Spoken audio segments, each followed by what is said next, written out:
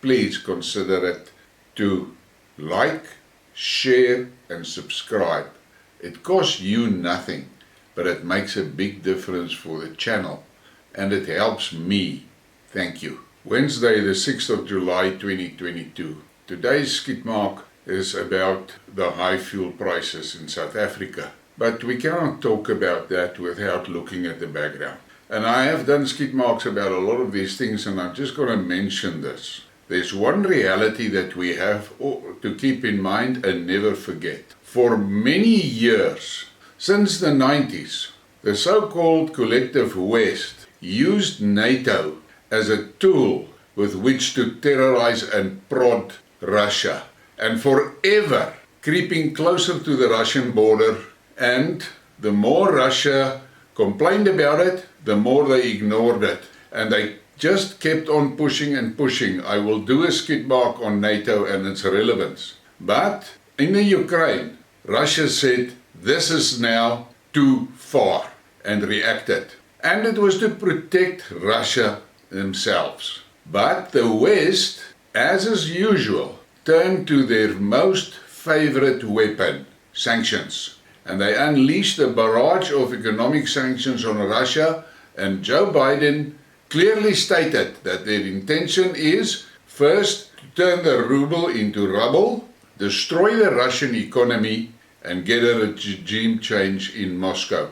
Now, we all know how that has turned out so far. But what has happened in the process is that the oil price started skyrocketing. And the West is just relentless with their sanctions. Now, the problem with these Western sanctions is they place the sanctions on Russia, but in effect, they are sanctioning every country that trades with Russia.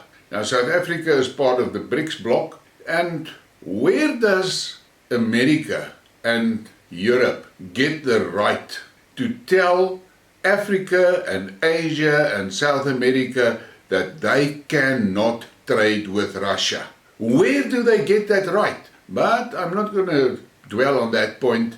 One thing is for sure, Putin is slowly but surely dismantling this one world order in which the America and Europe is always in control of everything.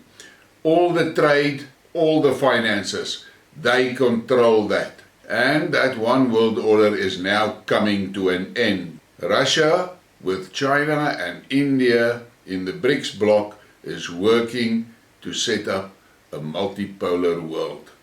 And I am looking forward to that. Because you must understand, the Western sanctions is useless if the West doesn't have control over the finances. And the West does have control over the finances through the SWIFT system. They thought it clever to cut Russia out of the SWIFT system, and within days, the Russian banks set up a messaging service that did exactly the same thing that SWIFT does. But now, the Russian bloc is out of SWIFT, and the US don't have control over their banking and finances anymore. Now let's come back to the fuel price in South Africa. I am known to stir on Twitter.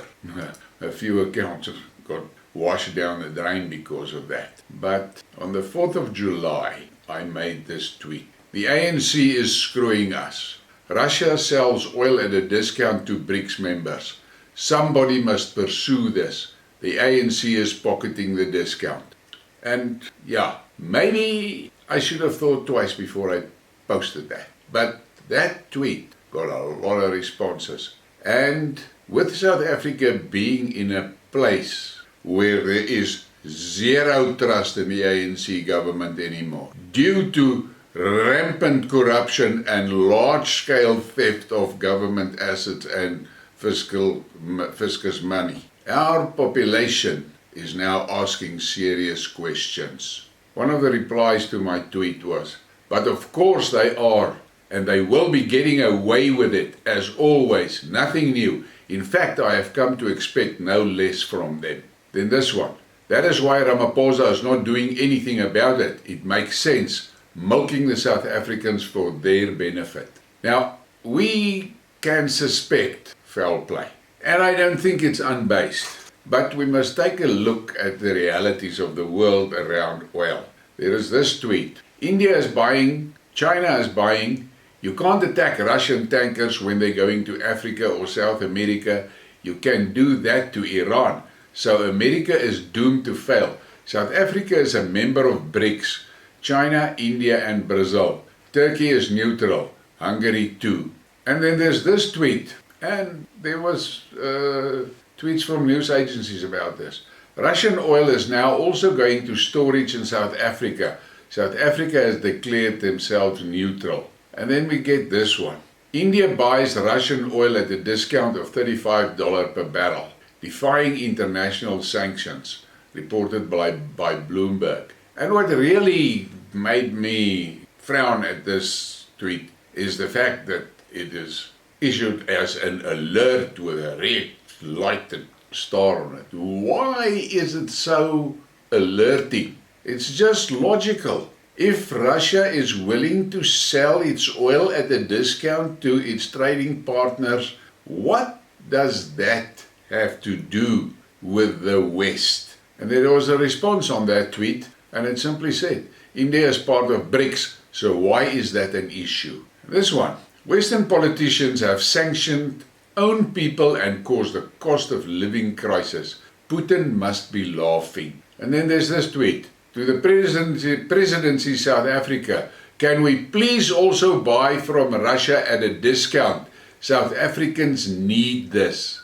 And then there's this one. Indonesia will also buy Russia cheap oil. But interesting thing is that payment will go through India. Statement of Ms. Waidat, CEO of Indonesian oil firm. It is considering buying crude oil from Russia as it seeks oil for a newly revamped refinery. Chief Executive Officer Neki Wedaiwati said on Monday. And then this tweet is also important to look at.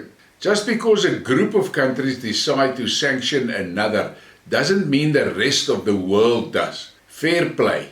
India saw an opportunity and took it. Business is business. At least their government won't make their fuel prices go up 50% even before this proxy war. And then there's this tweet on my tweet. Mantashe is correct. We are all suffering with the high fuel prices. We can buy Russian oil at a big discount and thereby lower our fuel price. And Mantashe was attacked by many people for saying that. And I don't understand why they attacked him. Then there's this tweet. Firstly, buying oil from Russia will be like destroying what the sanctions meant to achieve regarding the ending the war in Ukraine. Secondly, he said that the problem is the war failing to realize that the war will not end any sooner. NATO is indirectly engaged by supplying arms. And this cuts to the basis of this whole problem. The West terrorized and threatened Russia, and when Russia responded, they embarked on this sanction war against Russia. And now the Western economies is suffering. And I've got this one. Why is Africa not buying this affordable fuel from Russia?